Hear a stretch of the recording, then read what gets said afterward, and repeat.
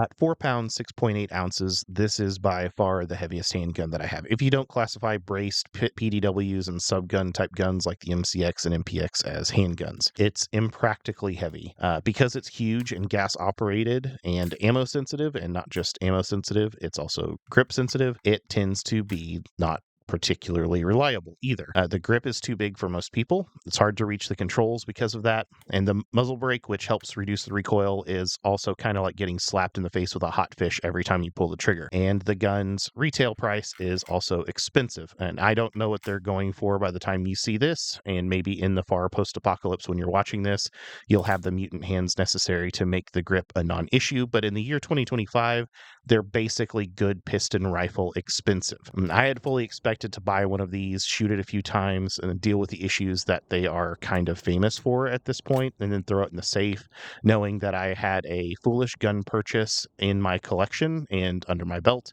But I've taken it out with me more this year than pretty much every other gun that I have. It's just incredibly fun to shoot. This is my DE 357 IMB, and what those letters and numbers mean is Desert Eagle chambered in 357 Magnum with an internal muzzle brake. This is what appears to be the latest of the original style of Desert Eagles, the XIX or 19 model, since it looks like Carr is leaning pretty heavily into the L5 and L6 line of lighter weight Desert Eagles. But we don't do lightweight Desert Eagles in this house. But the things about the Desert Eagle that make it impractical help with the emotional experience of firing one. It's huge and it's heavy and it feels like a big hulking piece of machinery. The recoil impulse is unlike anything else that I've shot. It's just incredibly fun. I would describe it as a slightly punchier 9mm. Combined with the blast of the muzzle brake, you still feel like you're shooting a big Magnum caliber hand cannon, but it's entirely controllable and not in any way snappy. The trigger is fairly light. It's advertised in the 4 to 5 pound range, and I couldn't find my scale before I recorded this video,